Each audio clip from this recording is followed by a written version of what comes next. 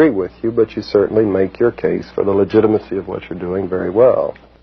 Let's take a look at some of the things which Lewis Wolf had to say, and we'll let you comment ever so often on this, okay? What, in the years that you've been publishing it, do you think are some of your most significant revelations? Are there some stories that even shocked you? Well, I think one of the big stories that we were able to document in some detail was the whole scope of CIA activities similar to what the CIA did in Chile, and which was documented by the Senate Select Committee, was the whole covert action program in Jamaica in between 1976 and 1980. And we did a great deal of research into that, and we discovered in many ways a very similar program, almost a classic model that was followed along the lines of what they did in Chile, including three major categories: military, paramilitary activity, the use of propaganda in the media, and the third one, which was economic warfare, using the multilateral organizations, the International Monetary Fund and others, to withhold loans which had been promised to the Jamaican government. This is one example. What are a couple more of the details of that? Particularly, you mentioned those first two examples of actual paramilitary activity the CIA was involved in Jamaica. There was a fire, for example, that took place in Jamaica of an old people's home. I think 150 old and infirmed women, many of them blind, were living in this home, and as it turned out, the place burned down in the space of about 8 minutes, 7 or 8 minutes. It was discovered that the phone wires had been cut, and that the exits had all been blocked. Even those who could see their way out could not get out, and that the means by which the fire was set was the use of a petroleum jelly, which was unavailable in Jamaica. This was one indication, among others, that there was outside help. Why would the CIA, you might ask, why would the CIA want to murder 150 old women? It was because it was an effort, part of a very large-scale effort, to discredit the government in Jamaica, which was at the time headed by Michael Manley, the Prime Minister. There were images produced of Michael Manley in the media, in the Daily Gleaner, which was the newspaper which the United States, through the CIA, helped to support.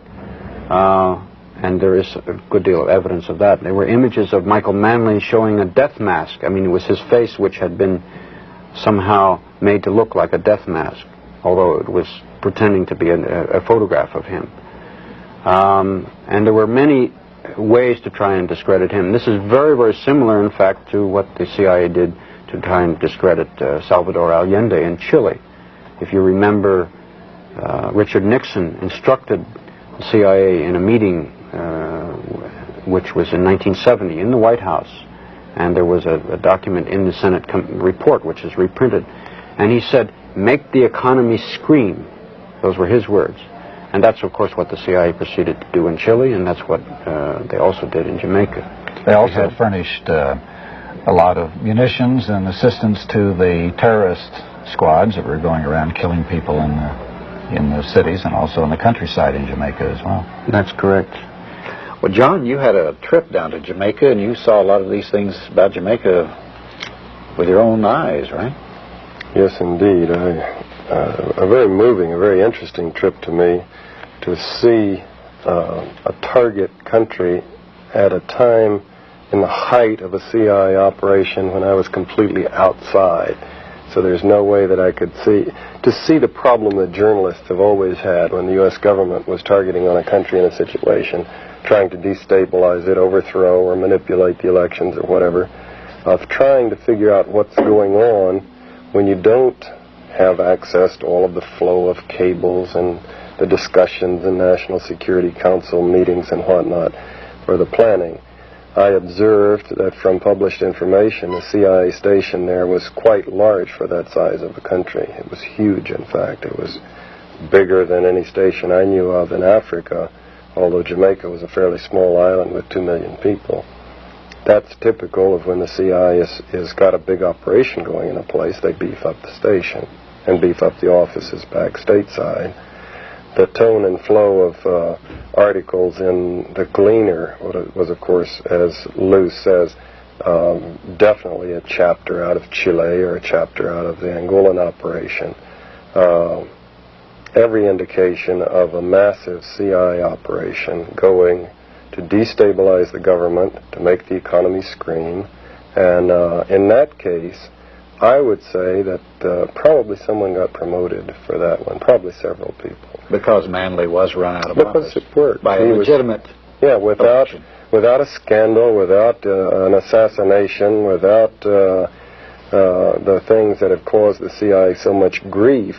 Manley, a champion of social democracy, of giving the people a piece of the pie, was thrown out of office, and an arch-capitalist was put in office. And again, there was minimal adverse publicity. Lew Wolf and the others were studying the situation and did publish about what was going on, but it was not published in the New York Times and the Washington Post, and the big television networks didn't do studies on it, primarily because even if the journalists of the big organs knew what was happening and might have wanted to, they really just, because of the secrecy, couldn't get the truth about what the United States was doing. One interesting thing was that the effectiveness of the liars in our government, the duplicity. When we formed the CIA, we committed our leaders to having two policies, as Lou says, the rhetoric, the public statements, and the truth about what United States policy is. So an interesting measure of presidents is how effectively they lie.